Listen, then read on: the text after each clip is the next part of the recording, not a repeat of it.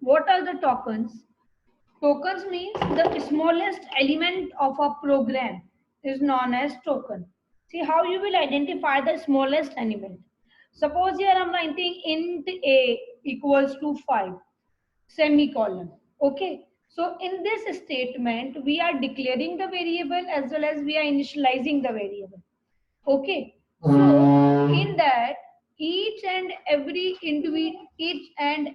individual unit is known as token. Okay. Int is also the token. A is also the token. Equal to is also the token. 5 is also the token, and semicolon is also the token. Means each individual element of the program, including white space. We are giving the space now between int and a. That is also your is white space is also your token. So these individual unit we have categorized in these categories. Okay, so first is keyword, variable, literals, operator, separator, punctuator. These variables also known as identifier. Okay, it's not only just the variable, it is here you can see in your book it is identifier. Now, what are the keywords? Keywords are the words which are having already reserved words actually, which are having a specific meaning. Okay, like in our general language, if we are having if I'm saying come here, so already you know the meaning of come, you already know the meaning of here. Okay, so according to that you will work. Same here, few keywords are there in any programming language, so according to that compiler works. Okay, because compiler already knows all these meaning. Okay, meaning of these words. So keywords are the reserved words already defined and Java compiler. Okay, it can then see these are the list of the keywords. You can see this list in your book also. Then variables. Variables is what? Means name of the identifier. Variable is what? Name. Name given to the identifier or name given to the memory location actually. If we are talking about specifically with the variable, so we require some container to store the value. Okay, so in the memory we are storing the value, but the cell where memory in the where your value is going to be stored is known as the cell. Okay, now the name given to that cell is known as variable. Means variable will work like the container. Variable will work like the container. Variable will work like the container for the values. Okay, so variable are the name given to memory location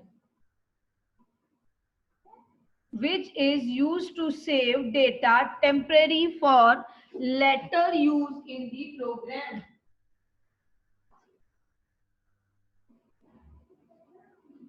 So it is the name given to memory location. Okay, now this value can change during the execution. See how to declare the variable. If you am writing int number, it means number is the variable name and int is the data type. And int is the data type. Height and the width both are integer data type. That's why I can declare more than one variable of the same data type separated by the comma. Float area, double volume. See that semicolon I'm giving because the semicolon is the statement terminator. Means it ends the statement. Now the variable initialization, to initialize the value to Excuse me, miss. is known as variable initialization. We can initialize the variable in two ways. First is static, second is dynamic. Static initialization means at the time of compilation we are initializing, or dynamic initialization means when you are executing the program, then variable is going to be initialized. See how it works. Static initialization in the program only I'm writing int c equals to 10, float d equals to this. Okay. Dynamic initialization means int a 10, int b 20, int c equals to a plus b, like that. Okay, so see over here, this in the second example, dynamic initialization, int a equals to 10. This is your static initialization, means, and int b equals to 20. That is also your static initialization. Okay, it means when you will compile the program, at the time of the compilation, this 10 will assign to a and 20 will be assigned to b. Okay, then int c equals to a plus b. Now this c initialization will be done at the time of execution. Okay, means a and the b addition will be done first, then the addition means 30 will be assigned to the c, but it will happen at the time of execution when your program will execute. So that's why this third one line is the example of the dynamic initialization. Yes, these are the naming rule. These naming rule will remain same for each and every identifier. If you are giving the class name, if you are giving the function name, if you are giving the arrays name, and if you are giving the variable name, all the naming rule will be same. The first naming rule consists to uppercase and the lowercase both are different. Okay, and it can have the uppercase and the lowercase a to z, 0 to 9 digit, and underscore and dollar sign. A to z alphabet, it can be capital or the small, 0 to 9 digits. Okay, and then underscore or the dollar sign, right? But the first character must be a letter, it cannot be digit. Okay, and dollar sign or the underscore. You can start the variable name, class name, function name, any identifier name with the alphabets, with the dollar sign, and with the underscore sign. Okay, but you cannot start it with the digit. Okay, then underscore is the symbol which you can use for the separating the word, because white space is not allowed.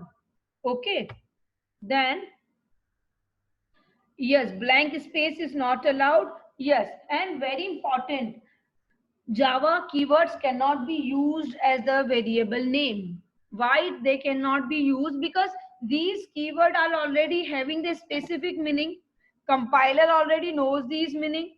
Suppose if I'm writing int a, it means a is the variable name, and int means this a is going to store the whole number, and in the memory it's going to have 4 bytes.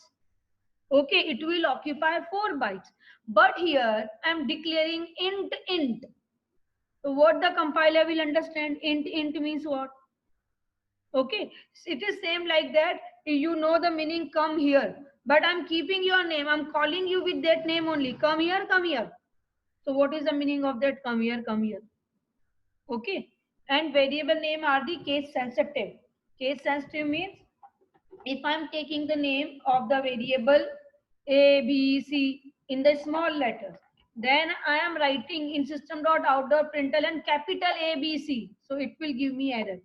In which case I'm declaring the variable, in the same case I have to use the variable. Okay, understood? Now the literal. What are the literal? See, after assigning the variable, what we will do? We will assign the values to them. Like int a equals to 5. So this 5 is the literal. 5 is the value, constant value. Okay, means value of the a variable is 5. So 5 is going to store in a. Okay, now how many type of the values, how many type of the data we can store? How many type of the literals or constant we can have? Integer type of the literal, if it is having integer value, whole values, so we will call them integer literals. Real literals if there are decimal places. Okay, Character literals, see the integer literals. Example 10, minus 20, 3, 4, 5. All are the whole number. Real literals, decimal places, decimal values. Character literals, see, character in the single quote. Here you can use the digit also, but in the single quote. Here you can use the blank space also, but in the single quote. Means character literal always be enclosed in the single quote.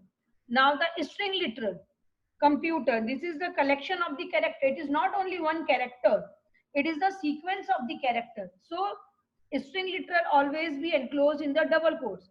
You can store the numbers also in the double quotes, like 2020, but in the double quotes. If you are storing in the double quotes, it means it will be considered as a string, not the integer. Boolean literals, true or false. Null literals, only the null value. Okay, operators that we have done.